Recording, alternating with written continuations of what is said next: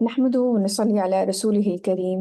أما بعد فأعوذ بالله من الشيطان الرجيم. بسم الله الرحمن الرحيم. اللهم فقهنا في الدين وعلمنا التأويل. رب اشرح لي صدري ويسر لي أمري واحلل عقدة من لساني يفقه قولي آمين يا رب العالمين. ہم لوگ سورہ حج کر رہے ہیں اور ہم نے آیا نمبر پچھلی کلاس میں 16 تک کی تھی، پہلی سے لے کے آیا نمبر 16 تک۔ آج جو ہے ہم سٹارٹ کر رہے ہیں آیا نمبر 17 سے۔ چلیے سٹارٹ کرتے ہیں۔ اعوذ باللہ من الشیطان الرجیم، بسم اللہ الرحمن الرحیم۔ إن الذين آمنوا والذين هادوا والسابئين والنصارى والمجوس والذين أشركوا إن الله يفصل بينهم يوم القيامة إن الله على كل شيء شهيد۔ یقیناً وہ لوگ جو ایمان لائے ہیں اور جو یہودی یعنی کہ جیوز جن کے بارے میں بات کی جا رہی ہے، مجوسی یعنی کہ جو ستارہ پرست ہیں، اور عیسائی کرسچنز، اور جن لوگوں نے شرک کی روش اختیار کی ہے، یقیناً اللہ فیصلہ کرے گا ان کے مابین قیامت کے دن۔ یقیناً اللہ ہر چیز پر گواہ ہے۔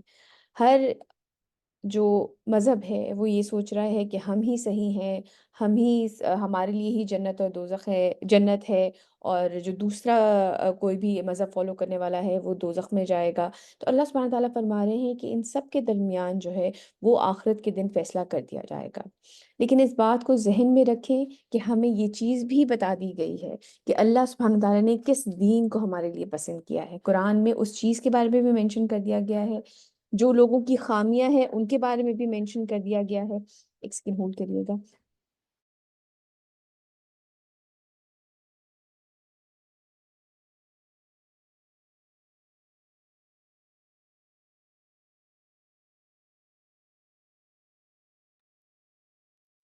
جو باقی مذاہب کی خامیاں ہیں، شرک ہے، یا جو بھی خرابیاں ان میں پیدا ہو گئیں، ان سب کو بھی اللہ سبحانہ تعالیٰ نے ہمیں قرآن میں بتا دیا ہے۔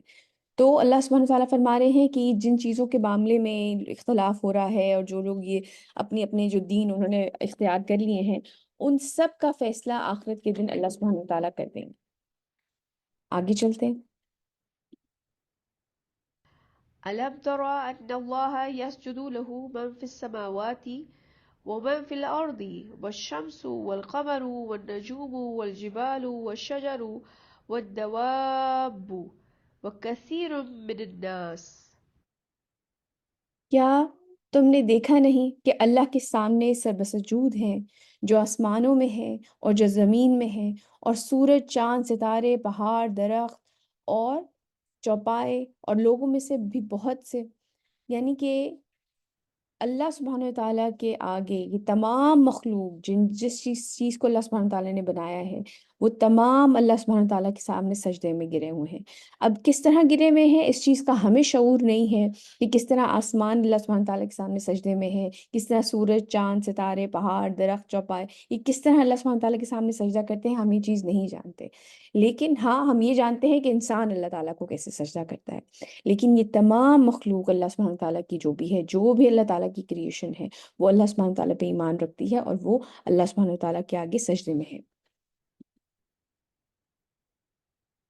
وكثير حق عليه العذاب ومن يهن الله فما له من مكرم إن الله يفعل ما يشاء۔ اور بہت سے انسان ایسے ہیں جو عذاب کے مستحق ہو جاتے ہیں، اور جس کو اللہ ہی رسوا کر دے پھر اسے عزت دینے والا کوئی نہیں۔ ایسے لوگ ہیں جو کہ انہوں نے اپنے آپ کو اس عذاب کو مستحق کر لیا ہے، اللہ سبحانہ تعالیٰ کے اوپر ایمان نہ لا کر، شرک کر کے یا کفر کر کے۔ تو وہ ایسے بھی لوگ ہیں، اور بہت سے انسان ایسے ہیں جو عذاب کے مستحق ہو جاتے ہیں، اور جس کو اللہ ہی رسوا کر دے پھر اسے عزت دینے والا کوئی نہیں۔ یقیناً اللہ کرتا ہے جو چاہتا ہے۔ آپ کو یاد ہوگا لاسٹ ٹائم بھی کلاس میں جو ہم نے یہ بات کی تھی، ایک جو کانسیپٹ ہمارا تھا کہ یہ ناٹ اے کانسیپٹ، ریالٹی اصل میں یہی ہے کہ اللہ سبحانہ تعالیٰ جس کو اپنے سے دور کر دیا، جس کو سجدے کی توفیق نہیں ہوئی، اس کو اصل میں اللہ سبحانہ تعالیٰ نے رسوا کر دیا۔ انسان اپنے آپ کو اس قابل ٹھہرا دیتا ہے جب کہ وہ نافرمانی کی روش اختیار کرتا ہے، جب وہ کفر کی روش اختیار کرتا ہے یا وہ شرک کرنا شروع کرتا ہے، تو وہ اپنے آپ کو اللہ سبحانہ وتعالیٰ کی رحمت سے دور کر لیتا ہے۔ تو یہ اس سے بڑی آپ یہ دیکھیں، اللہ سبحانہ وتعالیٰ کی ذات جو اس پوری کائنات کے کریٹر، خالق، مالک، رازق، سسٹینر، جو اتنی بڑی ذات ہے، جب وہ اپنے سے دور کر دے تو اس سے زیادہ بڑی رسوائی، اس سے بڑی زیادہ ذلت کیا ہوگی، ہے نا؟ جب آپ کسی سے پیار کرتے ہیں، محبت کرتے ہیں تو اس کو اپنی طرف بلاتے ہیں، اور جب آپ کسی سے ناراض ہوتے ہیں، کسی کو رسوا کرنا چاہتے ہیں، کسی کو ذلیل کرنا چاہتے ہیں، اسے اپنے سے دور کر دیتے ہیں۔ سمپل سائنس ہے یہ۔ تو جس کو اللہ ہی رسوا کر دے، پھر اسے عزت دینے والا کوئی نہیں، یقیناً اللہ کرتا ہے جو چاہتا ہے۔ هذان خصمان اختصموا في ربهم فالذين كفروا قطعت لهم ثياب من نار يصب من فوق رؤوسهم الحميم۔ یہ دو گروہ ہیں جو اپنے رب کے بارے میں جھگڑ رہے ہیں، اللہ سبحانہ تعالیٰ کی ذات کے اوپر، اتنی بڑی ذات کے اوپر لوگ جھگڑا کر رہے ہیں، اپنی اپنی طرف سے دلیلیں، اپنی اپنی طرف سے گھڑی ہوئی باتیں پیش کر رہے ہیں۔ تو جو لوگ انکار کر رہے ہیں، ان کے لیے آگ کے کپڑے قطع کیے جائیں گے، یعنی کہ آگ کے کپڑے ٹیلرڈ ہوں گے ان کے لیے، کٹے ہوئے جیسے ہوتے ہیں نا، یا آپ اپنے اس ناپ کے سیے جاتے ہیں، ان کے لیے آگ کے کپڑے قطع کیے جائیں گے، ان کے سروں پہ کھولتا ہوا پانی بہایا جائے گا۔ اللہ سبحانہ تعالیٰ ہمیں اس لوگوں میں شامل نہ فرمائے۔ اللہم اجرنی من النار، اللہم اجرنی من النار، اللہم اجرنی من النار۔ يسحر به ما في بطونهم والجلود۔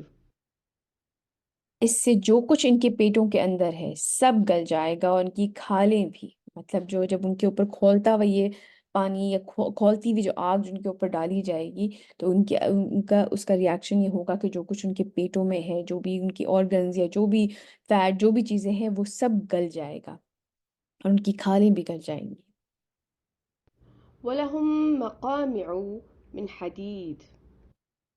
اور ان کے لیے لوہے کے ہتھوڑے بھی ہوں گے جن سے ان کو مارا جائے گا۔ ان کے لیے اسپیشل آپ سمجھ لیں کہ یہ چیزیں ان کے لیے بنائی گئی ہیں، ان کو عذاب، ان کے عذاب میں بڑھانے کے لیے، ان کے عذاب کو اور تکلیف دہ بنانے کے لیے۔ اللہ سبحانہ تعالیٰ ہمیں ایسے لوگوں میں شامل نہ فرمائے، اللہ سبحانہ تعالیٰ ہمیں ایسے لوگوں میں شامل نہ فرمائے۔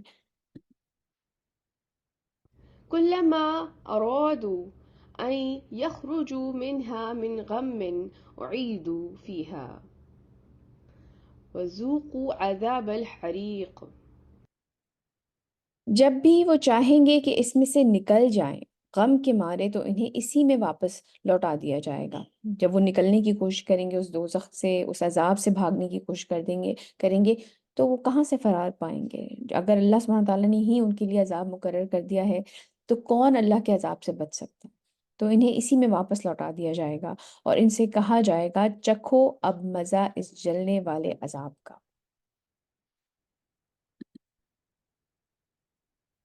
إن الله يدخل الذين آمنوا وعملوا الصالحات جنات تجري من تحتها الأنهار۔ اگین وہی خوبصورت ایک کمپیریزن، ایک ٹھنڈی ہوا کا جھونکا، جیسے کہ لاسٹ ٹائم ہم نے بات کی تھی کہ جب اتنی سخت آیتیں آتی ہیں، دیکھیے ان سخت آیتوں کا یا جنت کے باغات اور جنت کی نعمتوں کا اثر وہی لے گا جس کا ایمان پختہ ہوگا۔ یہ بات یاد رکھیے گا۔ ہم لوگوں کے اوپر کیوں اس طرح سے اثر نہیں ہوتا؟ تو کیونکہ ہمارے ارد گرد تو بہت ساری ڈسٹریکشن ہے، ہم اس چیز کو ریئل سمجھتے ہی نہیں ہیں شاید۔ اس کی ایک بہت بڑی وجہ ظاہر سی بات ہے یہ ہے کہ قرآن کو سمجھ کے نہیں پڑھا جاتا ہمارے ہاں صرف الفاظ پڑھ لیے جاتے ہیں عربی زبان کے، جو کہ بالکل قرآن کی قرأت کا، اگین میں ہمیشہ یہ بات کرتی ہوں، اس کا پڑھنے کا بے شک بہت ثواب ہے، لیکن قرآن کو سمجھ کے اپنی زندگی میں اپلائی کرنا یہ اس سے زیادہ افضل ہے۔ اپنی زندگی میں قرآن کو شامل کرنا، قرآن کو سمجھنا، اس بات کو سمجھنا کہ ہمارا رب ہم سے بات کیا کر رہے ہیں، اس چیز کو سمجھنے کا ثواب ہے، یہ چیز زیادہ افضل ہے۔ اور جب آپ سمجھ کے پڑھیں گے تو آپ کو اندازہ ہوگا کہ کس چیز سے روکا جا رہا ہے اور کیا انجام بتایا جا رہا ہے اس چیز کا، اور کس چیز کی طرف بلایا جا رہا ہے اور اس کا کیا ریوارڈ دیا جائے گا۔ تبھی ہم ریلیٹ کر پائیں گے ان آیتوں سے، تبھی ہم سمجھ پائیں گے کہ تبھی ان کا امپیکٹ ہمارے اوپر ہوگا۔ یقیناً اللہ داخل کرے گا ان لوگوں کو جو ایمان لائے اور جنہوں نے نیک اعمال کیے ایسے باغات میں جن کے نیچے نہریں بہتی ہوں گی۔ جو آیتیں گزری ہیں اس میں بھی اللہ سبحانہ تعالیٰ سے جب بھی ایسی آیتیں پڑھیں اللہ تعالیٰ سے پناہ مانگے۔ ہم نہیں جانتے، اللہ سبحانہ تعالیٰ آپ سے بے شک بہت اچھی امید رکھنی چاہیے، لیکن ہم نہیں جانتے کہ ہمارا انجام کیا ہوگا۔ اس لیے اللہ تعالیٰ سے بھرپور دعائیں مانگا کریں، بے تحاشا دعائیں مانگا کریں، جیسے کہ ایک حدیث میں بھی آتا ہے کہ جب آپ اللہ سبحانہ تعالیٰ سے 3 دفعہ جہنم سے پناہ مانگتے ہیں تو جہنم اللہ سبحانہ تعالیٰ سے یہ درخواست کرتی ہے کہ اس کو مجھ سے بچا لیں، اور جب آپ 3 دفعہ اللہ سبحانہ تعالیٰ سے جنت مانگتے ہیں تو پھر جنت اللہ سبحانہ تعالیٰ سے یہ درخواست کرتی ہے کہ یا اللہ مجھے عطا کر دیں اس کو۔ تو اس لیے دعائیں مانگا کریں اللہ تعالیٰ سے، اور اپنے دین کا علم سیکھیں، جانیں کہ اللہ سبحانہ تعالیٰ کو کون سی چیز ناراض کرتی ہے اور کون سی چیز راضی کرتی ہے، اور پھر جاننے کے بعد اس چیز کو صرف جان لینا کافی نہیں ہے۔ ایک ہوتا ہے کہ ہم اٹھاتے ہیں کتاب اور پڑھ لیتے ہیں، یا کوئی ویڈیو لگائی اور ہم نے سن لیا۔ جو چیز سنتے ہیں بیٹے اس کو اپنی زندگی میں شامل کیا کریں، چھوٹی سے چھوٹی چیز، بڑی سے بڑی چیز، کوشش کیا کریں اس کو ایز اٹ از اپنی زندگی میں شامل کریں۔ جس چیز سے منع کیا گیا ہے اس سے رکنے کی کوشش کریں، اور جس کو چیز کا حکم دیا گیا ہے اس کو اپنی زندگی میں شامل کرنے کی کوشش کریں۔ صرف علم حاصل کر لینا کافی نہیں ہے۔ مسئلہ ہمارا آج اگر آپ دیکھیں تو سب سے بڑا مسئلہ یہ ہے کہ ہم چیزوں کو سن لیتے ہیں، پتہ ہوتا ہے، علم ہے، لوگوں کو بتا بھی دیتے ہیں، لیکن ان کو اپنی زندگی میں شامل نہیں کرتے۔ یقیناً اللہ داخل کرے گا ان لوگوں کو جو ایمان لائے اور جنہوں نے نیک عمل کیے۔ اگین بار بار یہی دونوں چیزیں ساتھ آتی ہیں، نہ ہی خالی ایمان لانا کافی ہے اور نہ ہی خالی نیک عمل کر دینا کافی ہے۔ ایمان کے ساتھ نیک عمل، اور نیک عمل جیسے کہ میں نے ابھی کہا، علم اب حاصل کریں، جانیں، اور وہ نیک عمل یعنی کہ آپ خود وہ کام کر رہے ہیں، اپنی زندگی میں شامل کر رہے ہیں۔ یہ چیز بہت ضروری ہے اگر واقعی اپنے آپ کو جنت چاہیے، اگر آپ چاہتے ہیں کہ آپ کو جنت ملے، تو یہ دونوں چیزیں کہ ایمان بھی ہو اور نیک عمل بھی کیے جائیں۔ تو جانیے کہ ہمارا اللہ ہم سے کیا چاہتا ہے، نیک عمل کیے ایسے باغات میں جن کے نیچے نہریں بہتی ہوں گی۔ يحلون فيها من أساور من ذهب ولؤلؤا ولباسهم فيها حرير۔ پہنائے جائیں گے اس جنت میں انہیں سونے کے کنگن اور موتی، اور اس میں ان کا لباس ریشم کا ہوگا۔ جو حریر ہے یہ بہت ہی فائن ریشم، بہت ہی فائن فیبرک جو ہے وہ ان کو پہنایا جائے گا۔ وهدوا إلى الطيب من القول وهدوا إلى صراط الحميد۔ اور ان کی رہنمائی کر دی گئی ہے بہترین بات کی طرف، اور ان کی رہنمائی کر دی گئی ہے الحمید کی راہ کی طرف۔ الحمید کا کیا مطلب ہے؟ کسی کو پتہ ہے؟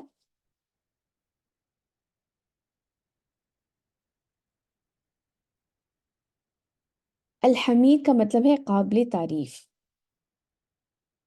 نو ہے۔ الحمید کا مطلب ہے قابل تعریف، یعنی کہ جس کی جو قابل تعریف ہو۔ ویسے تو یہ جو اگر آپ لفظ دیکھیں نا الحمید، یہ ہا میم اور دال حمد سے، یہ ہم اپنی نماز میں الحمدللہ عام طور پر یہ بات کہنی کہ کوئی آپ سے پوچھتا ہے کہ آپ کیسے ہیں، یا اس طرح کی کوئی بات ہو تو آپ کو فوراً کہتے ہیں الحمدللہ، یا سورہ فاتحہ میں نماز کے اندر، یا جو فرض نمازیں ہیں وہ بھی، اور فرض نمازوں کے علاوہ جو نفل عبادات ہیں اس میں بھی سورہ فاتحہ ہم بارہا پڑھتے ہیں۔ تو ہمیں یہ بات، تو یہ اس لفظ سے تو ہم فیملیئر ہیں، ہم جانتے ہیں۔ لیکن حمید کا مطلب ہے قابل تعریف، یعنی کہ اللہ سبحانہ تعالیٰ کی تعریف کی جائے یا نہ کی جائے وہ قابل تعریف ہے۔ اس سے کوئی فرق نہیں پڑتا کہ کوئی انسان اللہ سبحانہ تعالیٰ پہ بلیو کرتا ہے یا نہیں کرتا، یا لوگ ہیں جو کہ کمپلین کرتے ہیں کہ اب دنیا میں اتنا کچھ ہو رہا ہے، اتنا برا کچھ ہو رہا ہے، تو کیوں نہیں خدا ہماری مدد کرتا؟ چاہے لوگ اس طرح کی باتیں کریں یا نہ کریں، چاہے لوگ اس کے سجدے میں گرے رہیں یا قیام میں کھڑے رہیں، اگر تعریف کر بھی رہے ہیں یا نہیں بھی کر رہے، اللہ سبحانہ و تعالیٰ کی ذات اس سے انڈیپینڈنٹ ہے، وہ بالکل کمپلیٹ قابل تعریف قابل شکر ذات ہے، جن کا شکر ادا کیا جائے اور جن کی تعریف کی جائے ان کی، کیونکہ دیکھیں بہت ساری چیزیں ہوتی ہیں جو کہ ہمارے سامنے موجود ہوتی ہیں، ہمیں سمجھ آ رہی ہوتی ہیں، اور بہت ساری چیزیں ہوتی ہیں جو کہ ہماری سمجھ میں نہیں آ رہی ہوتی۔ اگر آپ ویسے بھی اس دنیا کو دیکھیں، اس کا پرفیکٹ ڈیزائن، اگر آپ درختوں کو دیکھیں، پھولوں کو دیکھیں، سمندر کو دیکھیں، پہاڑوں کو دیکھیں، یہ ان اٹ سیلف چیز شو کرتی ہے کہ اللہ سبحانہ تعالیٰ قابل تعریف ہے، جو ایک پرفیکشن ہے اس پورے ڈیزائن کے اندر۔ یا اگر اس کے علاوہ کبھی غور کریں بیٹے، ایک ہماری اپنی زندگی ہوتی ہے جس میں ہم مصروف ہوتے ہیں، اپنی مسائل میں گھرے ہوئے ہیں، یا تعلیم ہے یا کوئی بھی ایسی چیزیں ہیں، کئی دفعہ ہوتا ہے کہ ہم اس چیز کے اندر مصروف ہوتے ہیں، گھرے ہوئے ہوتے ہیں، لیکن اگر آپ ان چیزوں سے نکال کے اپنے آپ کو دیکھیں تو اللہ سبحانہ تعالیٰ کا جو یہ پورا نظام ہے کائنات کا، یا ہماری زندگیوں کا، کہ ان کا، فرشتوں کا، جنت کا، دوزخ کا، غیب میں ہونا، پھر ہم لوگوں کو دنیا میں آنا، ہماری ایک پرفیکٹ کریشن اللہ سبحانہ تعالیٰ نے جس طرح سے ہمیں بنایا ہے، پھر وہ جس نظام سے ہم آ رہے ہیں، پھر آئے ہیں اس دنیا میں رہ رہے ہیں، پھر ہماری آزمائش ہو رہی ہے، ہمارے اب کبھی ہمیں راحت ملتی ہے، کبھی ہمیں غم ملتا ہے، یہ ساری چیزیں اگر آپ بالکل، ایک ہوتا ہے نا جیسے انسان پہاڑ پہ بیٹھ کے دیکھتا ہے تو پورے شہر کا اسے نقشہ نظر آ رہا ہوتا ہے، اسی طرح اپنی زندگیوں سے نکل کے کبھی اس چیز کے اوپر غور کریں تو آپ اپریشیٹ کریں گے کہ ان اٹ سیلف یہ ایک پلان کتنا خوبصورت ہے۔ آپ میری بات سمجھ رہے ہیں؟ Yes, ma'am. یس میم۔ یہ ان اٹ سیلف یہ پورا پلان جو اللہ سبحانہ تعالیٰ نے ہماری زندگی سے لے کے ہماری موت تک یا آخرت کے دن تک، یہ پورا پلان کتنا خوبصورت ہے، اتنا پرفیکٹ ہے۔ اسی لیے بار بار کہا جاتا ہے نا، جو غور کرنے والے ہیں ان کے لیے نشانیاں ہیں۔ تو ان چیزوں کے بارے میں بیٹھ کے نا کبھی سوچا کریں، اور اپنے آپ کو نیچر سے قریب کرنے کی کوشش کیا کریں۔ ہم بہت زیادہ ان چیزوں میں کھو جاتے ہیں، ڈیوائسز میں، یا اپنی زندگی کی روزمرہ جو ایک روٹین چلی آ رہی ہے، کہ کھانا پکانا ہے، سونا ہے، اٹھنا ہے، کپڑے دھونے ہیں، فلاں استری کرنے ہیں، ادھر جانا ہے، ان کے گھر پہ جانا ہے، یا پڑھائی ہے، یا ہوم ورک ہے، ان تمام چیزوں سے کبھی کبھی ہٹ کے نا اپنے آپ کو نیچر سے کنیکٹ کیا کریں۔ اگر سمندر پہ جا سکتے ہیں وہاں جائیں، یا اگر کوئی پہاڑ وغیرہ آس پاس ہیں وہاں پہ اگر جا سکیں، یا اکیلے بیٹھ کے بھی کبھی رات میں آپ آسمان میں ستاروں کو دیکھیں، یہ اللہ تعالیٰ کی تخلیق ہے، اور ہمیں اس وقت اندازہ ہوگا کہ اللہ سبحانہ تعالیٰ کی ذات واقعی ہی الحمید ہے، قابل تعریف ہے، اتنا پرفیکٹ پلان ہے۔ ہم کتنی دفعہ یہ بات ابھی بھی قرآن میں پڑھ کے آ چکے ہیں کہ اللہ سبحانہ تعالیٰ کے تمام نام خوبصورت ہیں، اور ان ناموں کے وسیلے سے مانگنا چاہیے۔ بہت ساری اس کے اوپر بہت سارے لوگوں نے کام کیا ہوا ہے، ویڈیوز بھی بنی ہوئی ہیں اللہ سبحانہ تعالیٰ کے ناموں کے اوپر، اللہ سبحانہ تعالیٰ کی صفات کے اوپر، کبھی وقت ملے تو ضرور دیکھیے گا، بہت پیاری پیاری کام ہوا ہوا ہے اس کے اوپر۔ آگے چلتے ہیں، یہاں پہ اذان ہوئی ہے، ہم ایک بریک لیتے ہیں۔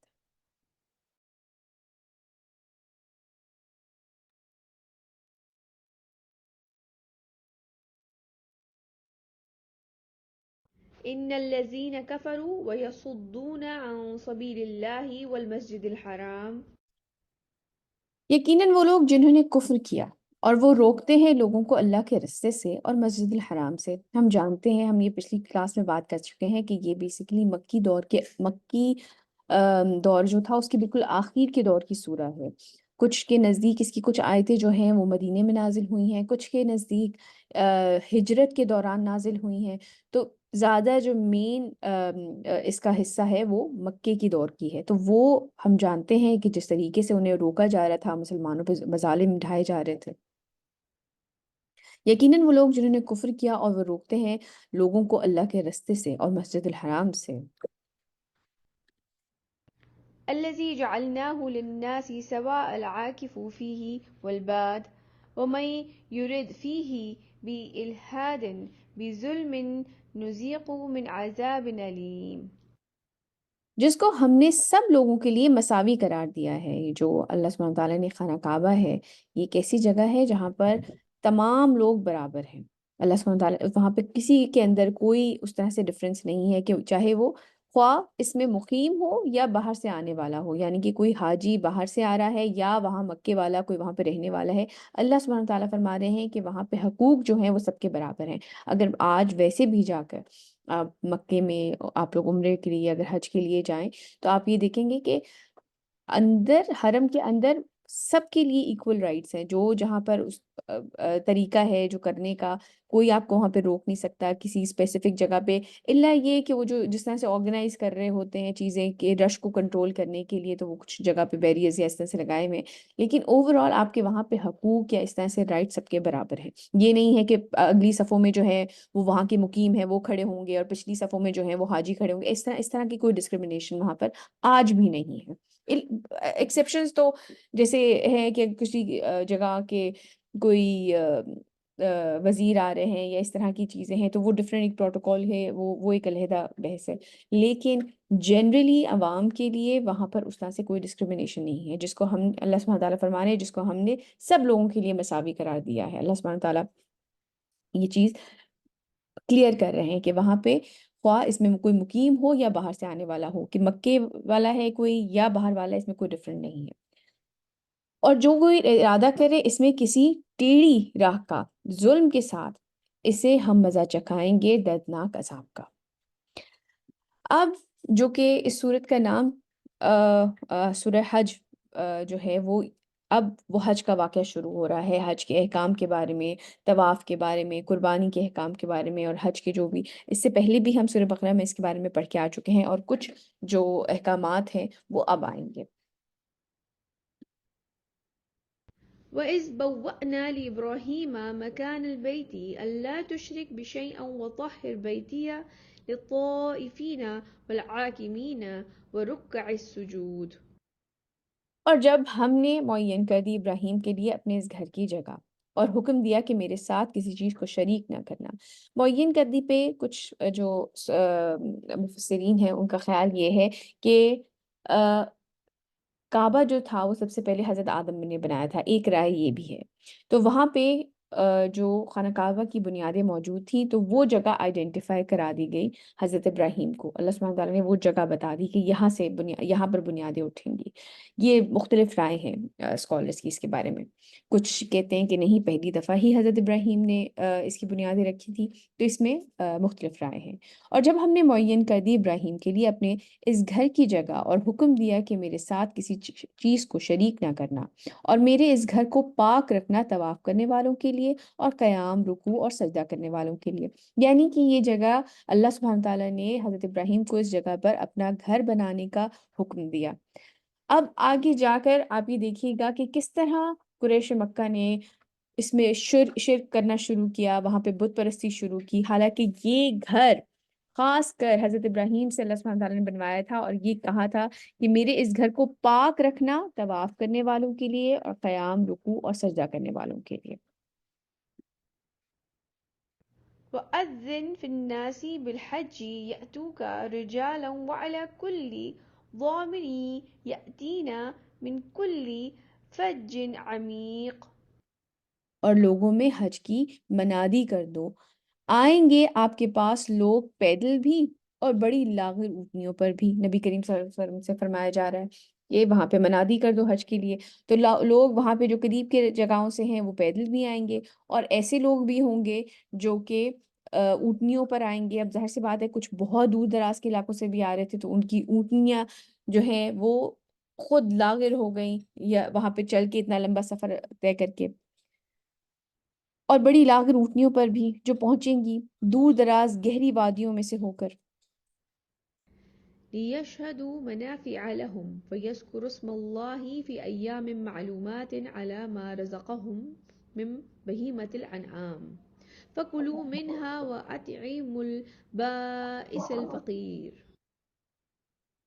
تاکہ وہ فائدہ دیکھیں جو یہاں ان کے لیے رکھے گئے ہیں، یعنی کہ دنیاوی فائدہ بھی جو وہاں کے مکے والے تھے ان کے لیے ایک بہت بڑا فائدہ اس میں یہ بھی تھا کہ وہاں پر لوگ آتے تھے، باہر سے لوگ چیزیں خریدتے تھے، خرید و فروخت ہوتی تھی تو ان کی اکانومی بھی بوسٹ کرتی تھی، اور دینی فوائد بھی ہیں کہ وہاں پہ اللہ سبحانہ تعالیٰ کی عبادت کی جا رہی ہے اور اللہ کا نام لیں معین دنوں میں ان مویشیوں پر جو اس نے انہیں عطا کیے ہیں، یعنی کہ جو قربانی کے جانور وہ ساتھ لے کر آئے ہیں تو ان میں اللہ کا نام لے کے ان کو ذبح کیا جائے، تو اس میں سے خود بھی کھاؤ اور خستہ حال محتاجوں کو بھی کھلاؤ، یعنی کہ جو وہاں پر پہنچے ہیں اللہ تعالیٰ کی عبادت کرنے لیکن ان کے پاس اتنے وسائل نہیں ہیں، تو ان میں سے ان قربانی کے جانوروں میں سے انسان خود بھی کھا سکتا ہے اور ان محتاجوں کو بھی دے۔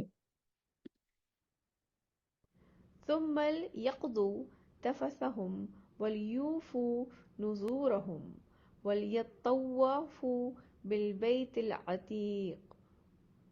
خانہ کعبہ کو اللہ سبحانہ تعالیٰ نے قرآن میں بیت العتیق بھی کہا ہے۔ پھر چاہیے کہ وہ دور کریں اپنے میل کچیل اور اپنی نظریں پوری کریں اور اس قدیم گھر کا طواف کریں۔ اس میں آپ اگر اس کی تفسیر میں پڑھیں گے تو پھر آپ کو پورے حج کے جو احکام ہیں اور کیا کیا سٹیپس ہیں ان کے بارے میں ہے کہ پہلے آپ ذبح کرتے ہیں، پہلے آپ رمی کرتے ہیں، پھر آپ ذبح کرتے ہیں، اس کے بعد آپ اپنے جو ہے احرام کی کچھ جو پابندیاں ہیں وہ ہٹ جاتی ہیں، اپنے احرام کھول دیتے ہیں، آپ اپنے ناخن وغیرہ کاٹتے ہیں، بال کاٹتے ہیں، کیونکہ حج کے دوران ان تمام چیزوں کا حکم ہے کہ آپ کچھ بھی نہیں کر سکتے جب آپ احرام کی حالت میں ہیں۔ تو پھر چاہیے کہ وہ دور کریں اپنے میل کچیل، تو آپ اگر آپ اس کی تفسیر پڑھیں گے تو اس میں تفصیل سے پھر آپ حج کے جو احکام ہے وہ بھی پڑھ سکیں گے۔ پھر چاہیے یہ کہ وہ دور کریں اپنے میل کچیل اور اپنی نظریں پوری کریں، جو بھی کسی نے نظر مان رکھی ہے وہ پوری کریں اور اس قدیم گھر کا طواف کریں۔ ذلك ومن يعظم حرمات الله فهو خير له عند ربه وأحلت لكم الأنعام إلا ما يتلى عليكم فاجتنبوا الرجس من الأوثان واجتنبوا قول الزور۔ یہ سن چکے؟ ذالکا مطلب ایسا ہے، اور جو کوئی تعظیم کرے گا اللہ کی حرمتوں کی تو وہ اس کے لیے بہتر ہے، یعنی کہ جو چیزیں اللہ سبحانہ تعالیٰ نے محترم ٹھہرائی ہیں اور کچھ کے نزدیک جو چیزیں اللہ سبحانہ تعالیٰ نے حرام ٹھہرائی تھی وہاں پر ظاہر سی بات ہے آپ ناخن نہیں کتر سکتے، آپ اپنے بال نہیں کاٹ سکتے، آپ میاں بیوی کا ایک تعلق ہے اس میں آپ نہیں جا سکتے، تو یہ ساری چیزیں ہیں، ان کا احترام جو کرے گا وہ اس کے لیے بہتر ہے اس کے رب کے نزدیک، اور حلال کر دیے گئے تمہارے لیے تمہارے چوپائے سوائے اس کے جو تمہیں پڑھ کے سنا دیے گئے۔ سورہ نام میں ہم اس کی تفصیل پڑھ کے آ چکے ہیں کہ غیر اللہ کا نام جن پہ لیا جائے وہ نہیں کھایا جا سکتا، وہ حرام ہے، سور کا گوشت ہے وہ حرام ہے، یا کوئی جانور گر کے مر گیا ہے یا بیماری سے مر گیا ہے تو وہ بھی نہیں کھایا جا سکتا، تو یہ ساری چیزیں ڈیٹیل ہم سورہ نام میں پڑھ کے آ چکے ہیں، تمہارے لیے تمام چوپائے سوائے اس کے جو تمہیں پڑھ کے سنا دیے گیا ہے، تو تم بچو بتوں کی گندگی سے۔ اچھا، ایک میں جب اس کی تفسیر سن رہی تھی تو بڑی مجھے انہوں نے ایک پوائنٹ جو ایڈ کیا وہ بڑا انٹرسٹنگ تھا، انہوں نے کہا دیکھیں یہ وہ والی آیتیں ہیں جو کہ مکے سے جب مسلمان نکل رہے ہیں اس وقت ہیں یا پھر ہجرت کے دوران ہے، اور آپ سے سوچیں کہ اس وقت وہ کتنے ہیوی ہارٹ کے ساتھ اپنا سب کچھ چھوڑ چھاڑ کے وہاں سے نکل رہے ہوں گے، لیکن اللہ سبحانہ تعالیٰ جب یہ آیتیں نازل کر رہے ہیں تو بیسیکلی ان کو ایک طرح سے ری ایشورنس دی جا رہی ہے کہ تم جو یہ اتنا ظاہر سی بات ہے ایک مشکل وقت دیکھ کے وہاں سے تمہیں نکالا جا رہا ہے، کیوں نکل کے اپنی جان بچا کے وہاں سے مسلمان نکل رہے تھے، اور ان کو کیا آیتیں دی جا رہی ہیں کہ یعنی کہ تم اب واپس آؤ گے، کیا چیز بتائی جا رہی ہے کہ اس چیز کے بارے میں پریشان نہ ہو، تم واپس اسی گھر میں واپس آؤ گے، اور تمہیں انہیں حج کے احکام بتائے جا رہے ہیں کہ جب تم واپس حج کے لیے آؤ گے تو تم یہ کرنا۔ یہ بڑا انٹرسٹنگ بات تھی کہ اللہ سبحانہ تعالیٰ کس طرح سے انہیں ایک آپ سمجھ لیں ایک طرح سے تسلی بھی دی جا رہی ہے، تمہارے لیے تمام چوپائے سوائے اس کی جو تمہیں پڑھ کے سنا دیا گیا، تو تم بچو بتوں کی گندگی سے، یعنی کہ جب تم واپس یہاں پہ آؤ گے تو جو یہ بتوں کی گندگی جو یہاں پر جس طریقے سے پہلے یہ ان لوگوں نے اپنی حج کی شکلیں بنا لی تھیں اور وہ بتوں کی پرستش بیچ میں ہوا کرتی تھی، تو اس گندگی سے بچنا اور بچو جھوٹ بات سے۔ حنفاء لله غير مشركين به ومن يشرك بالله فكأنما خر من السماء فتخطفه الطير أو تهوي به الريح في مكان سحيق۔ جھوٹ جو غلط بات ہے اور جھوٹ بات سے بچو، وہ کیا ہے کہ جھوٹ، اس سے بڑا جھوٹ کیا ہو سکتا ہے کہ اللہ سبحانہ تعالیٰ کے ساتھ کسی کو شریک ٹھہر جائے. تو یکسو ہو جاؤ، یعنی کہ فوکس ہو جاؤ، یعنی کہ ایک اللہ کی عبادت کے اوپر جم جاؤ، یکسو ہو جاؤ اللہ کے لیے، اس کے ساتھ کسی کو شریک نہ کرتے ہوئے. اور جو کوئی اللہ کے ساتھ شرک کرے گا، آپ یہ بڑی امپورٹنٹ آیت ہے، اور بڑی ہی اللہ سبحانہ تعالیٰ نے جس طرح اس کو ہمیں ایکسپلین کیا ہے، اس میں غور کریں. اور جو کوئی اللہ کے ساتھ شریک کرے گا تو وہ ایسے ہے جیسے آسمان سے گر پڑا. جب انسان ایمان لے کر آتا ہے تو وہ ایلیویٹ ہوتا ہے. جب آپ اللہ سبحانہ تعالیٰ پہ پختہ ایمان رکھتے ہیں نا تو آپ ایلیویٹ ہوتے ہیں، آپ اوپر کو اٹھ رہے ہوتے ہیں. لیکن جب انسان شرک کرتا ہے تو اللہ سبحانہ تعالیٰ اس کو کیسے ڈیفائن کر رہے ہیں؟ تو وہ ایسے ہے جیسے آسمان سے گر پڑا تو اسے پرندے اچک لے یا ہوا اڑا پھینکے کسی دور دراز جگہ پر. یعنی کہ پھر تو اس کا کوئی حساب ہی نہیں رہا، کوئی وارث نہیں رہا اس کا. وہ ایک ایلیویٹڈ جگہ پر تھا. ایسا ہے جیسے کسی پہاڑ پہ آپ تھے، آپ ایک ایلیویٹڈ جگہ پہ تھے، آپ ایمان والے تھے، لیکن جب آپ نے شرک کیا تو ایسا ہے جیسے کہ آپ وہاں پر ایسے گرے ہیں کہ پھر آپ کا کوئی پرسان حال ہی نہیں رہا. پھر چاہے آپ کو پرندے اچک لے جائیں. ایک تفسیر میں پڑھی تھی کہ ان سے مراد وہ لوگ ہیں جو کہ جو شیاطین جن اور شیاطین انسان میں سے ہیں، جو پھر اب وہ آپ کے ساتھ جو مرضی کریں، جو مرضی آپ کے نفس کو حکم دیں، پھر آپ ان کے تابع ہو جاتے ہیں. یا پھر ان کو کہیں ہوا اڑا لے جائے، مطلب پھر آپ کا کوئی پرسان حال نہیں ہے. جب انسان شرک، یعنی کہ کیونکہ اس نے کسی اور کو اللہ تعالیٰ کی جگہ اپنا خدا بنا لیا. اور بیٹے مجھے اس چیز سے اور بھی زیادہ ڈر لگتا ہے جب آپ شرک کی ڈیٹیل پڑھتے ہیں جو حدیث میں آتی ہے. میں نے اگین، کیونکہ اتنا ٹائم نہیں ہوتا کہ زیادہ ایکسپلین کیا جائے، آلدو ہم لوگ اپنی پریویس کلاسز میں بہت ڈیٹیل میں شرک کے اوپر بھی بات کر چکے ہیں. اگر آپ لوگوں کو لیسن آپ لوگ دیکھنا چاہیں شرک کے اوپر کہ شرک اصغر کیا ہے، جو شرک کی اقسام ہے، اور شرک اکبر کیا ہے. تو ایک حدیث میں جو مجھے بہت زیادہ آج کل ریلیونٹ ہے کہ رسول اللہ صلی اللہ علیہ وسلم نے فرمایا، مجھے تمہارے بارے میں سب سے زیادہ جس چیز کا خوف ہے وہ معمولی شرک، یعنی کہ چھوٹا جو شرک ہے. معمولی ٹرانسلیشن میں اس طرح سے آیا ہوا ہے، چھوٹا جو شرک ہے، شرک اصغر جو ہے وہ شرک اصغر ہے.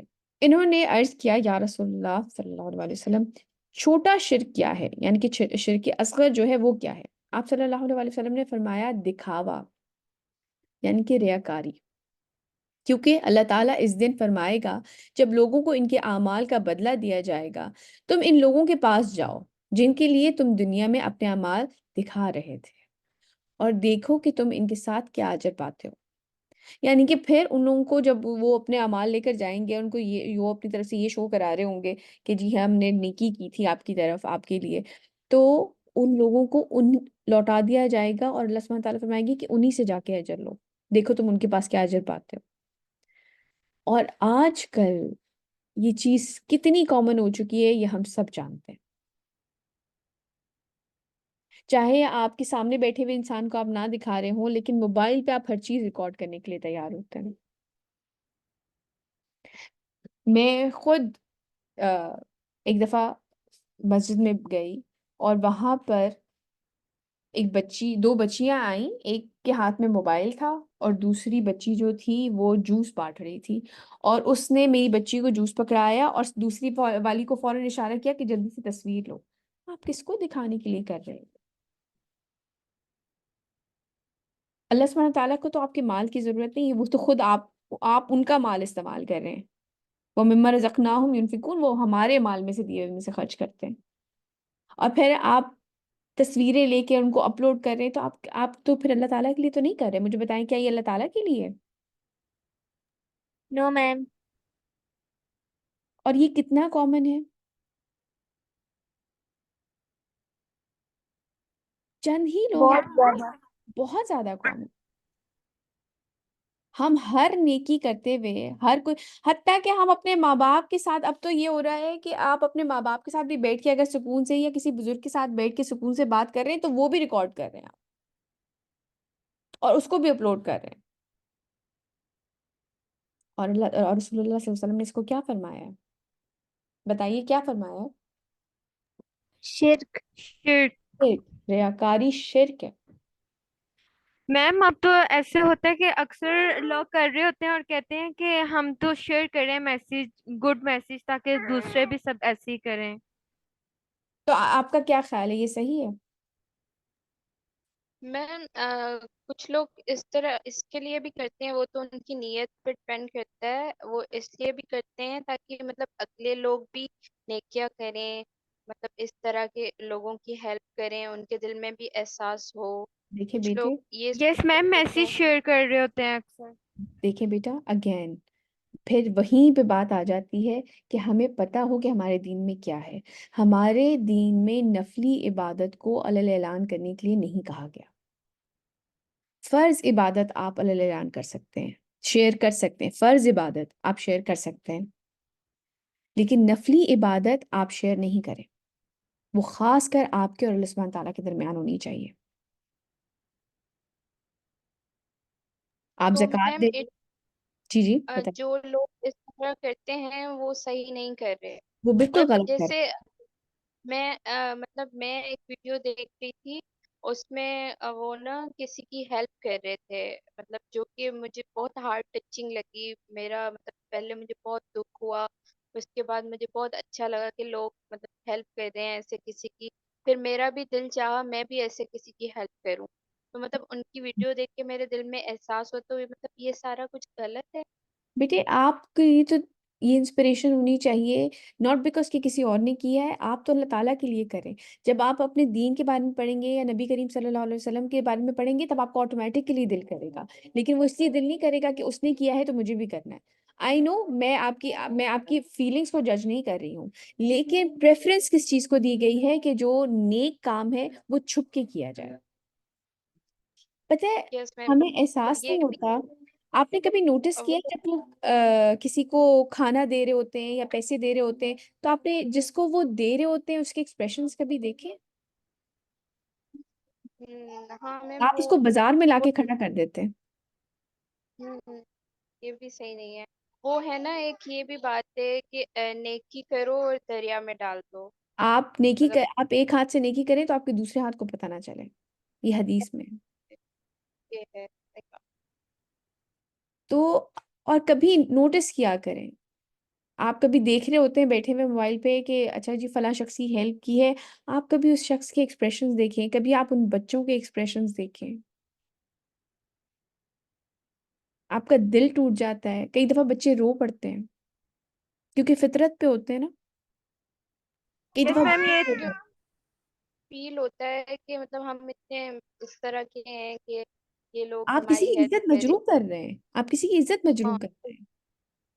احساس سے محرومی میں وہ آ جاتے ہیں اور بالکل. زیادہ. آپ کو اس چیز کا احساس ہی نہیں ہوتا، آپ دوسروں کو انسپائر کرنے نکلے ہوئے ہیں اور آپ کو اس چیز کا احساس ہی نہیں ہو رہا کہ آپ کسی اور کی عزت کو مجروح کر رہے ہیں. کیا اس کے فیلنگز، اس کے احساسات امپورٹنٹ نہیں ہوتے؟ اور 90% تو بیٹا، 10% تو چلے میں مان لیتی ہوں کہ لوگ اس وجہ سے کر رہے ہوتے ہیں کہ انسپائر کریں، لیکن 90% لوگ دکھاوا کر رہے ہوتے ہیں. یہ ریالٹی ہے، ہم جانتے ہیں. یہ شو کرانے کے لیے کہ ہم کتنے اچھے ہیں. ان کا باقی کا کردار وہ کیمرہ آف ہونے کے بعد کیا ہوتا ہے، ہم بہت سے لوگوں کو ایسے وہ جانتے ہیں. تو اس چیز سے بچنا چاہیے، کیونکہ اللہ سبحانہ تعالیٰ نے شرک کے بارے میں جو آیت ابھی ہم نے پڑھی ہے، کہ وہ بالکل ایسا ہی ہے کہ پھر چاہے اسے پرندے اچک لے جائیں یا پھر چاہے وہ ہوا اڑے اسے اڑا کے کہیں لے جائے، پھر کوئی اس کا پرسان حال نہیں ہے، کوئی والی وارث نہیں ہے پھر اس کا، جس نے شرک کر دیا. تو ان چیزیں، اور پھر میں نے نیچے اگین میں نے یہ نیچے ریفرنس دیا ہوا ہے، اس میں انہوں نے کمپلیٹ بڑا ڈیٹیلڈ آنسر دیا ہے شرک اصغر اور شرک اکبر کے بارے میں، کہ بڑا شرک اکبر کیا ہے اور شرک اصغر مطلب اس کی کیا اقسام ہے اور جو حدیث سے پروون ہے. تو یہ ضرور ٹائم نکالیے گا، اس کو دیکھیے گا. آگے چلتے ہیں. ذلك ومن يعظم شعائر الله فإنها من تقوى القلوب. یہ سب کچھ تم نے سن لیا، اور جو کچھ جو اللہ کے شاعر کی تعظیم کرے گا، جو اللہ تعالیٰ کی نشانیاں ہیں، جو جیسے مقام ابراہیم ہے، صفا مروہ کے بارے میں آیا ہے کہ شاعر اللہ، یہ نشانیاں ہیں، تو یقیناً یہ دلوں کے تقوی کی بات ہے۔ لكم فيها منافع إلى أجل مسمى ثم محلها إلى البيت العتيق۔ تمہارے لیے ان قربانی کے جانوروں میں نفع ہے ایک وقت معین تک۔ اب یہ جیسے کہ وہ سواریاں لے کر آ رہے ہوتے تھے یا قربانی کے لیے جو جانور لے کے آ رہے تھے، تو ایسا نہیں تھا کہ آپ ان سے کوئی فائدہ نہیں اٹھا سکتے۔ اگر سواری کر سکتے ہیں تو آپ سواری بھی کر سکتے ہیں، اگر گائے ہیں یا بکری ہے تو آپ اس کا دودھ بھی استعمال کر سکتے ہیں اس وقت تک کے لیے جب کہ آپ اس کی قربانی کا ٹائم آ جائے، تو وہ آپ وہ ٹائم اس میں آپ نفع بھی لے سکتے ہیں ان سے۔ تمہارے لیے ان قربانی کے جانوروں میں نفع ہے ایک وقت معین تک، پھر ان کی اصل منزل یا قدیم گھر ہی ہے، یعنی کہ جب ان کا قربانی کا ٹائم آ جائے گا۔ ولكل أمة جعلنا منسكا ليذكروا اسم الله على ما رزقهم من بهيمة الأنعام۔ اور ہر امت کے لیے ہم نے قربانی کا ایک نظام مقرر کیا ہے۔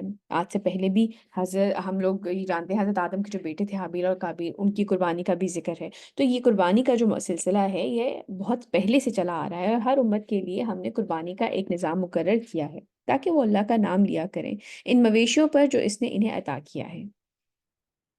فإلهكم إله واحد فله أسلموا وبشر المخبتين۔ تو جان لو کہ تمہارے معبود ایک ہی معبود ہے، تو تم اسی کے سامنے سر تسلیم خم کرو، اور اے نبی صلی اللہ علیہ وسلم بشارت دے دیجئے عاجزی اختیار کرنے والوں کے لیے۔ الذين إذا ذكر الله وجلت قلوبهم والصابرين على ما أصابهم والمقيم الصلاة ومما رزقناهم ينفقون۔ جو عاجزی اختیار کرنے والے ہیں، اللہ سبحانہ وتعالیٰ ان کے اوصاف کیا بتا رہے ہیں؟ وہ لوگ کہ جب اللہ کا ذکر کیا جاتا ہے تو ان کے دل لرز اٹھتے ہیں، یعنی کہ اللہ سبحانہ تعالیٰ کے خوف سے، اللہ تعالیٰ کی پکڑ سے وہ لوگ اتنا ڈرتے ہیں کہ جب اللہ تعالیٰ کا ذکر کیا جاتا ہے تو ان کے دل لرز اٹھتے ہیں۔ دیکھیے، پھر وہی بات آتی ہے کہ جب انسان کو علم ہوگا کہ اللہ سبحانہ تعالیٰ کی ذات کتنی بڑی ہے، جب وہ قرآن پڑھیں گے، جب اللہ سبحانہ تعالیٰ اپنے رب کو وہ جانیں گے، تبھی ان کے اندر یہ خوف آ سکے گا، ہے نا؟ جس کو پتہ ہی نہیں ہے اللہ سبحانہ تعالیٰ کے بارے میں، جو اس پر سنی سنائی باتوں پر آ جاتے ہیں کہ اللہ تو بڑا قدردان ہے، اللہ تو بڑا نکتہ نواز ہے، وہ تو چھوٹی سی بات پہ بخش دے، جن کو پتہ ہی نہیں ہے کہ کیا چیزیں کرنی ہے کیا چیزیں نہیں کرنی، وہ ان کے دل اللہ سبحانہ تعالیٰ کے ذکر سے کیسے لرزیں گے؟ اس لیے ضروری ہے کہ ہم اللہ سبحانہ تعالیٰ کے بارے میں جانیں۔ اچھا، اس کے بارے میں کچھ لوگ اس طرح کی بات کرتے ہیں کہ اچھا اگر جان لیں گے نا تو پھر پکڑ ہوگی، اس لیے زیادہ دین کے بارے میں پڑھنا ہی نہیں چاہیے۔ اس سے بڑا اسٹوپڈ آرگیومنٹ میں نے کبھی نہیں سنا۔ آج آپ کے پاس ہر ڈیوائس پہ، ہر جگہ پہ اتنا لوگ کام کر رہے ہیں، ڈرامے دیکھنے میں آپ سب سے آگے، سب لوگ ڈرامے دیکھنے میں سب سے آگے، گانے سننے میں سب سے آگے ہیں، کون سی لیٹسٹ ٹرینڈ، کون سے فیشن، کیا چیز چل رہی ہے، ہم اپ ٹو ڈیٹ رہتے ہیں ہر چیز کے معاملے میں۔ لیکن جہاں دین کا معاملہ آتا ہے تو بھئی زیادہ علم حاصل نہ کرو کیونکہ پھر پکڑ ہو جائے گی۔ آپ کو لگتا ہے یہ آرگیومنٹ ہم دے سکیں گے اس دن؟ قیامت والے دن یہ چیز کہہ سکیں گے کہ نہیں جی ہمیں پتہ نہیں تھا؟ کیا خیال ہے، یہ بات کی جا سکتی ہے؟ میم کیونکہ نالج ہوگا تو پھر آپ کو وہ فالو بھی کرنا پڑے گا، تو تو بیٹی لوگ فالو نالج نہیں تو، کرنا چاہتے ہیں۔ لیکن آپ اس وجہ سے نالج سے تو نہیں بچ سکتے، ہے نا؟ بالکل ایسے ہی ہے۔ ہم باقی ساری چیزوں کے بارے میں ہمیں پتا ہوتا ہے کہ کون سی ہیروئن کہاں جا رہی ہے اور فلاں ایکٹر کیا کر رہا ہے، یا کون سے لیٹسٹ ٹرینڈز چل رہے ہیں، کون سے کلرز ان ہیں، یا پھر کس کے گھر میں کیا مسئلہ چل رہا ہے۔ ہمیں ہر چیز کا علم ہوتا ہے، کون سی مووی آ رہی ہے، کون سا، ہر چیز کا علم ہوتا ہے۔ بس دین کا علم ہم نہیں لیتے کیونکہ ہمیں تو جواب دینا پڑ جائے گا۔ تو ہم سے یہ نہیں پوچھا جائے گا کہ یہ جو جتنے وسائل تمہیں دیے تھے یہ کیوں نہیں استعمال کیے اس دین کو سیکھنے کے لیے، اور تمہیں زمین پہ بھیجا کیوں تھا، تمہیں تو میں نے خلیفہ بنا کے بھیجا تھا اس زمین کے اوپر، اور کیا کام کر کے آ گئے ہو؟ میم ویسے بھی علم حاصل کرنا بھی تو فرض ہے، تو اس چیز کا بھی تو سوال ہوگا۔ بالکل آپ کے پاس وسائل ہیں، آپ سے پوچھا جائے گا ان وسائل کے بارے میں، ہے نا؟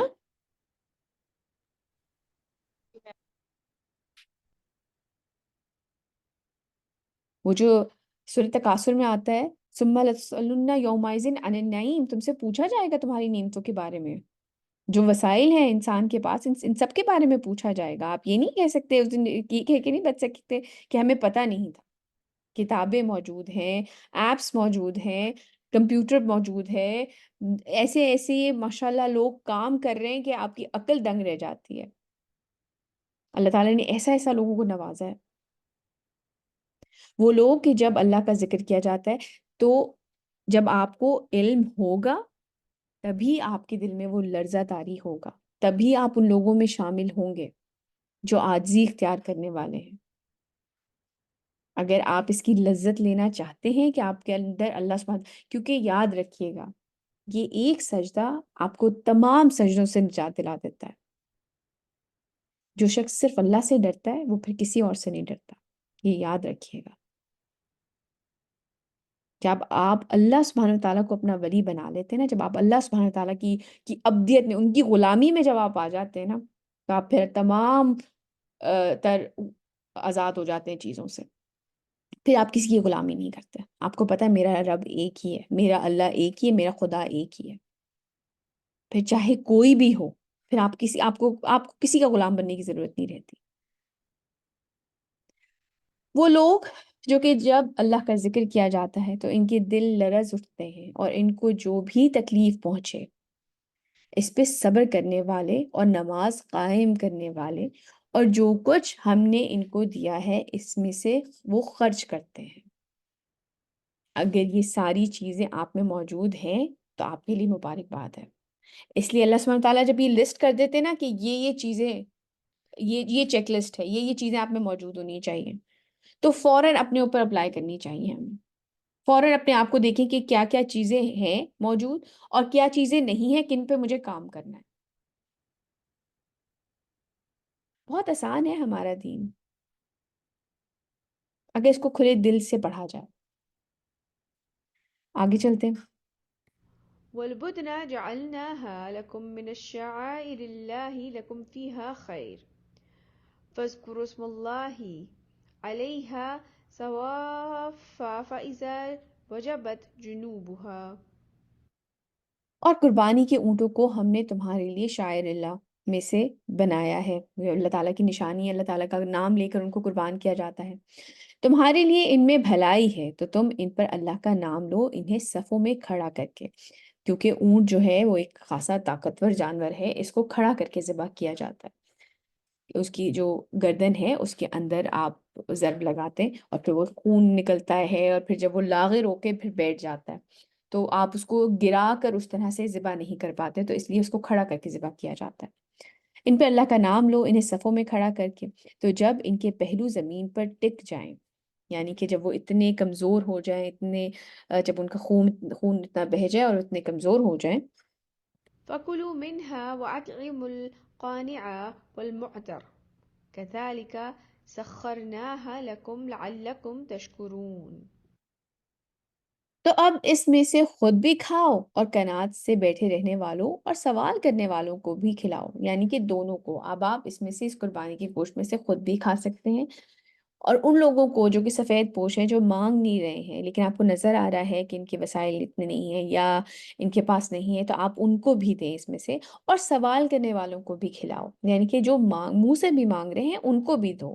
ہمارے ہاں تو یوزلی ایسے لوگوں کو جھڑک دیا جاتا ہے فوراً، لیکن یہ ہمارے لیے بڑا لیسن ہے اس چیز میں. اللہ سبحانہ تعالیٰ دونوں کو کہہ رہے ہیں کہ جو قناعت کیے بیٹھے ہیں، جو سفید پوش ہیں، جو مانگ نہیں رہے، انہیں بھی دیں، اور جو سوال کر رہے ہیں انہیں بھی دیں.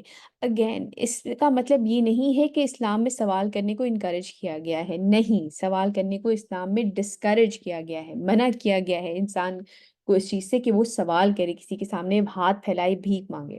لیکن اگر آپ کے سامنے کوئی مانگ رہا ہے تو آپ اس کو بھی دیں. اسی طرح ہم نے ان کو تمہارے لیے مسخر کر دیا ہے. ایک اونٹ اتنا بڑا جانور، اس کو اللہ سبحانہ تعالیٰ نے ہمارے لیے مسخر کر دیا، آسان کر دیا. وہ خود وہاں پر آپ اس کی قربانی کر دیتے ہیں تاکہ تم شکر ادا کرو. لن ينال الله لحومها ولا دماؤها ولكن يناله التقوى. بڑی پیاری آیت.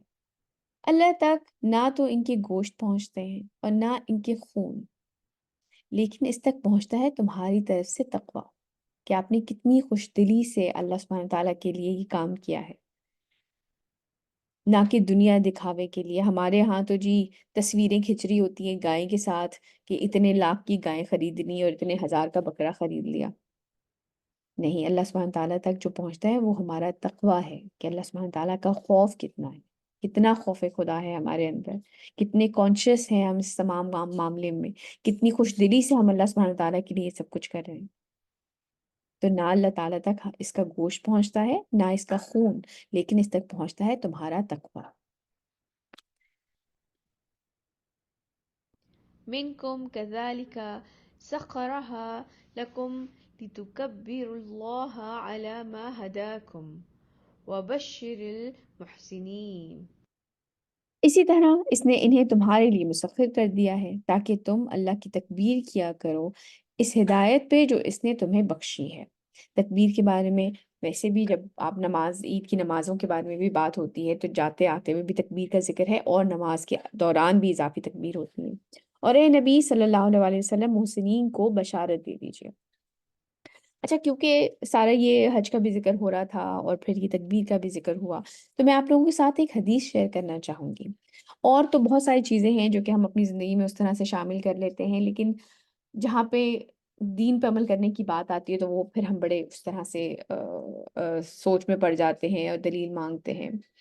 تو میں آپ کے ساتھ مسلم کی روایت، اور یہ بخاری مسلم دونوں میں موجود ہے، کہ خواتین کے لیے عید کی نماز کا حکم کیا ہے. عطیہ نے بیان کیا رسول اللہ صلی اللہ علیہ وسلم نے ہمیں حکم دیا ہے کہ ہم عید الفطر اور عید الاضحیٰ کے موقع پر جوان عورتیں، حائضہ عورتیں اور پردے والی عورتوں کو باہر نکالنے کا حکم دیتے ہیں، یعنی کہ نماز میں شامل ہوں عورتیں. حائضہ عورتیں نماز سے باز رہیں. ظاہر سی بات ہے جن کو پیریڈز ہوئے ہیں وہ نماز تو نہیں پڑھیں گی، وہ نماز کی جگہ سے ہٹ کے بیٹھیں گی، لیکن نیکی اور دعا میں شریک ہوں گی. اس کے بارے میں آتا ہے کہ نبی صلی اللہ علیہ وسلم نے فرمایا کہ وہ آئیں ضرور تاکہ وہ اس کو وہ جو دعا کی برکتیں ہیں، جو نماز جو عید کی نماز کی دعا ہے اس کی برکتوں میں وہ شامل ہو سکیں. مسلمانوں، میں نے کہا اللہ کے رسول، یعنی کہ وہ بتا رہی تھی لوگوں کو، اور انہوں نے کہا میں نے کہا اللہ کے رسول صلی اللہ علیہ وسلم، ہم میں سے کسی کے پاس چہرہ اور جسم کو ڈھانپنے کے لیے بیرونی لباس نہیں ہے، مطلب کوئی بڑی چادر یا لباس اس طرح کا کوئی عبایا یا جس طرح سے ہے وہ موجود نہیں ہے.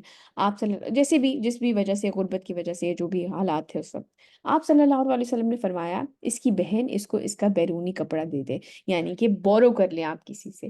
تو اس چیز کا حکم دیا گیا ہے، فرض نہیں ہے، فرض نہیں ہے، لیکن رسول اللہ صلی اللہ علیہ وسلم نے عورتوں کو بھی حکم دیا ہے کہ وہ عید کی نمازوں میں ضرور شامل ہوں. تو اب جیسے کہ عید آنے والی ہے، جب آپ کے گھر والے، آپ کے بھائی یا آپ کی والد یا آپ کے شوہر جب باہر جائیں یا آپ کے بیٹے باہر جائیں تو کوشش کریں کہ آپ بھی اس نماز میں ضرور شامل ہوں. یہ نبی کریم صلی اللہ علیہ وسلم کا حکم ہے. آگے چلتے ہیں. إن الله يدافع عن الذين آمنوا إن الله لا يحب كل خوان كفور. یقیناً اللہ مدافعت کرے گا اہل ایمان کی، یعنی کہ ان کی پروٹیکشن، ان کی مدافعت کرے گا اہل ایمان کی طرف سے. اللہ بالکل پسند نہیں کرتا ہر بڑے خیانت کرنے والے ناشکرے کو. قریش مکہ کی بات ہو رہی ہے، جیسے کہ ابھی ہم نے حضرت ابراہیم کے بارے میں پڑھا کہ ان سے اللہ سبحانہ تعالیٰ نے کہا کہ ہم نے ان کو بتایا کہ یہاں پہ اللہ کا دین قائم کرو، اپنا اللہ تعالیٰ کا گھر تعمیر کرو اور اس جگہ کو پاک رکھو طواف کرنے والوں کے لیے، رکوع کرنے والوں کے لیے، سجدے کرنے والوں کے لیے. یہ گھر کس لیے بنا تھا؟ اور قریش مکہ، کفار مکہ نے کیا کیا؟ وہاں اس کو شرک کا اڈا بنا دیا. تو یہ خیانت ہوئی نا، بہت بڑی خیانت کی انہوں نے وہاں پہ. حالانکہ حضرت ابراہیم اور حضرت اسماعیل نے تعمیر کیا تھا واحد ایک اللہ کی عبادت کے لیے، لیکن انہوں نے خیانت کی اور وہاں پر بت پرستی شروع کر دی. اور ناشکرے بھی کہ پھر جب اللہ کا صحیح دین نبی کریم صلی اللہ علیہ وسلم لے کر آئے ہیں تو وہ بھی ماننے سے انکار کر دیا. حالانکہ ان کا پورا جو مکے والوں کی عزت تھی، جو قریش مکہ کا ایک وہ اتنا بڑا ان کا بنا ہوا تھا ایک ان کی عزت بنی ہوئی تھی وہ اسی گھر کی وجہ سے بنی تھی، اسی گھر کی وجہ سے ان کا اتنا اکرام کیا جاتا تھا کہ یہ مکے والے ہیں۔ أذن للذين يقاتلون بأنهم ظلموا وإن الله على نصرهم لقدير۔ اب اجازت دی جا رہی ہے قتال کی ان لوگوں کو جن پہ جنگ مسلط کی گئی ہے، یعنی کہ جب اب یہ وہ وقت آ گیا تھا، کیونکہ جو مکے کا دور تھا، پہلے بھی ہم یہ چیز پڑھ کے آ چکے تھے کہ 13 سال تک مسلمانوں کو کوئی بھی جوابی کارروائی، جو بھی ان کے اوپر مظالم ہو رہے تھے اس کے بارے میں کوئی بھی جوابی کارروائی کرنے کا ان کو منع کیا گیا تھا، حکم نہیں تھا۔ لیکن اب جب کہ وہ یہاں پہ ہجرت کر کے آ گئے ہیں تو اب انہیں اجازت مل گئی تھی کہ اب یہ جنگوں کا جو سلسلہ مدینے میں شروع ہوگا، جو اپنے دفاع میں مسلمان کریں گے، تو اب اجازت دی جا رہی ہے قتال کی ان لوگوں کو، یعنی کہ جو اللہ سبحانہ تعالیٰ کے گھر سے انہیں روکا جا رہا تھا اور جو وہاں پہ ایک شرک کا اڈا انہوں نے کام کر دیا تھا، تو اس کو ختم کرنے کے لیے اب جو ہے ان کو اجازت دی جا رہی ہے کہ اب وہ ریٹیلیٹ کر سکتے ہیں۔ اب اجازت دی جا رہی ہے قتال کی ان لوگوں کو جن پر جنگ مسلط کی گئی ہے، اس لیے کہ ان پر ظلم کیا گیا ہے۔ ظاہر سی بات ہے اس کے مظالم کے بارے میں تو تاریخ بھری پڑی ہے، اور یقیناً اللہ ان کی نصرت پر قادر ہے، اللہ سبحانہ تعالیٰ اس چیز پر قادر ہے کہ وہ انہیں جتا سکتے ہیں۔ الذين أخرجوا من ديارهم بغير حق إلا أن يقولوا ربنا الله ولولا دفع الله الناس بعدهم ببعض۔ وہ لوگ جو ناحق اپنے گھروں سے نکال دیے گئے صرف اس جرم پر کہ انہوں نے کہا ہمارا رب اللہ ہے، اور اگر اللہ بعض لوگوں کو بعض دوسرے لوگوں کے ذریعے دور نہ کرتا، لهدمت صوامع وبيع وصلوات ومساجد يذكر فيها اسم الله كثيرا ولينصرن الله من ينصره إن الله لقوي عزيز۔ تو ڈھہ دیے جاتے ساری خانقاہیں، گرجے، کسینے، یعنی کہ جو بھی عبادت کی جگہیں ہیں، کیونکہ اگر دیکھا جائے تو یہ لوگ کرتے تو ایک ہی اللہ کی عبادت ہے، ایک اللہ ہی کو ماننے والے ہیں۔ بعد میں انہوں نے مزید اس کو جو اپنی برانچز اور بیٹے اور اس طرح کی چیزیں بنا لی ہیں، لیکن اگر آپ ہندوؤں سے بھی پوچھیں تو وہ ایک ہی مہادیو کو پوجتے ہیں، ایک ہی اللہ کو اس طرح سے، لیکن وہ کہتے ہیں کہ ہاں یہ باقی جو یہ شریک ہیں، اور مسجدیں جن میں کثرت سے اللہ کا نام لیا جاتا ہے۔ تو اس طرح سے جب بہت زیادہ فتنہ فساد بڑھتا ہے تو ایک دوسرے سے اللہ سبحانہ تعالیٰ ایک گروہ سے دوسرے گروہ کو جو ہے وہ ختم کرتے ہیں، اور اللہ لازماً اس کی مدد کرے گا جو اس کی مدد کرے گا، یقیناً اللہ طاقتور ہے، زبردست ہے۔ اگر آپ ویسے دیکھیں تو اللہ سبحانہ تعالیٰ کو ہماری مدد کی ضرورت نہیں ہے، لیکن اس سے مراد وہ لوگ ہیں جو کہ اللہ سبحانہ تعالیٰ کی دین کی خدمت کرتے ہیں، اور اللہ لازماً اس کی مدد کرے گا جو اس کی مدد کرے گا، یعنی کہ اللہ سبحانہ تعالیٰ کا دین پھیلانے میں۔ اور یہ ہمیشہ یاد رکھیے گا بیٹا کہ یہ ہماری خوش نصیبی ہوگی کہ ہم اللہ سبحانہ تعالیٰ کے دین کی خدمت کر سکیں۔ اللہ تعالیٰ کو ضرورت نہیں ہے ہماری، لیکن اگر کسی کو یہ موقع مل جاتا ہے تو یہ بہت بڑا موقع ہے، اور یہ موقع ایک ہی دفعہ ہے، زندگی ایک ہی دفعہ ملی ہے۔ تو اس لیے اگر آپ چاہتے ہیں کہ اللہ پاک آپ کی مدد کریں تو اپنے قول اور اپنے فعل سے، مسلمانوں کا آج کل بہت بڑا ہمارا مسئلہ یہ ہے کہ ہم بات کہہ دیتے ہیں لیکن ہمارا اپنا فعل ویسا نہیں ہوتا۔ اسی لیے آپ یہ دیکھیں کہ باہر کے ملکوں میں اگر جائیں تو مسلمان جہاں پہ جو لوگ 2 نمبری کرتے ہیں یا لوگوں کے ساتھ کرپشن کرتے ہیں، تو پھر نتیجہ کیا نکلتا ہے کہ وہ سمجھتے ہیں کہ ہمارا دین غلط ہے۔ اس لیے قول اور فعل دونوں سے ان کو صحیح دین پھیلائیں۔ اگر ہم واقعی چاہتے ہیں کہ اللہ سبحانہ تعالیٰ ہماری مدد کرے تو اپنے قول اور فعل سے ان کا صحیح دین لوگوں تک پہنچائے، قول اور فعل دونوں سے، کہیں بھی اچھی بات کا حکم دیں، برائی سے روکے بھی، اور وہ چیز کر کے اپنی زندگی میں شامل بھی ہو آپ کے وہ چیز۔ الذين إن مكناهم في الأرض أقاموا الصلاة وآتوا الزكاة وأمروا بالمعروف ونهوا عن المنكر ولله عاقبۃ الامور. وہ لوگ کہ اگر انہیں ہم زمین میں تمکنت عطا کر دیں، یعنی کہ وہ ان کو جو ہے اپر ہینڈ مل جائے، تو وہ نماز قائم کریں گے. سب سے پہلے اپنا تعلق اللہ تعالیٰ سے اسٹرانگ کرنا، یہ بات بہت ضروری ہے. اپنی ذات کے اوپر سب سے پہلے آپ خود اپنا تعلق اللہ سبحانہ تعالیٰ سے اسٹرانگ کریں، اور زکوٰۃ ادا کریں گے، اور وہ نیکی کا حکم دیں گے اور برائی سے روکیں گے، اور تمام امور، تمام معاملات جو ہیں، تمام امور کا انجام تو اللہ ہی کے قبضے قدرت میں ہے. یعنی کہ ایک اچھے مسلمان کی جو خصوصیات ہیں، جب ان کو اقتدار دیا جائے تو اللہ سبحانہ تعالیٰ فرما رہے ہیں وہ کیا کریں گے؟ وہ نماز قائم کریں گے، وہ زکوٰۃ ادا کریں گے، اور وہ نیکی کا حکم دیں گے اور برائی سے روکیں گے. آج کا ہمارا لیسن یہیں تک. آج کے جو ہمارے کی ایکشنز تھے، جو شرک سے بچنے کے بارے میں حدیث تھی، یہ بہت ضروری ہے کہ ان چیزوں کے بارے میں پڑھا جائے، ان چیزوں کو اپنی زندگی میں اپلائی کیا جائے. نبی کریم صلی اللہ علیہ وسلم نے فرمایا کہ مجھے تمہارے بارے میں سب سے زیادہ جس چیز کا خوف ہے وہ شرک اصغر ہے. انہوں نے عرض کیا یا رسول اللہ، چھوٹا شرک یعنی کہ شرک اصغر کیا ہے؟ آپ صلی اللہ علیہ وسلم نے فرمایا دکھاوا، یعنی کہ ریاکاری. کسی کو دیکھ کے سجدہ لمبا کر دیا، کسی کو دیکھ کر اپنی جو بھی عبادت تھی اس کو بڑھانے کی کوشش کی. اور یہ چیز آج کل تو عام ہے، کیونکہ اللہ تعالیٰ اس دن فرمائے گا جب لوگوں کو ان کے اعمال کا بدلہ دیا جائے گا، تم ان لوگوں کے پاس جاؤ جن کے لیے تم دنیا میں اپنے اعمال دکھا رہے تھے، اور دکھاؤ اور دیکھو کہ تم ان کے ساتھ کیا اجر پاتے ہو، جا کے انہی سے اپنا یعنی کہ اجر لو. اور کیونکہ ابھی ہم نے حج کے بارے میں بھی آیات پڑھی، تکبیر کے بارے میں بھی، تو میں یہ حدیث آپ لوگوں کے ساتھ شیئر کرنا چاہوں گی کہ اسلام میں عورتوں کو عید کی نماز پہ جانے کے لیے انکریج کیا گیا ہے. اگین فرض نہیں ہے، لیکن اس چیز کو انکریج کیا گیا ہے کہ عورتیں نماز کے لیے نکلیں. اگر وہ پیریڈز بھی اگر ان کو ہو رہے ہیں، اگر حیض بھی ہے، تو وہ نماز کی جگہ سے دور رہیں، لیکن دعا میں ضرور شامل ہوں. یہ نبی کریم صلی اللہ علیہ وسلم کا حکم ہے.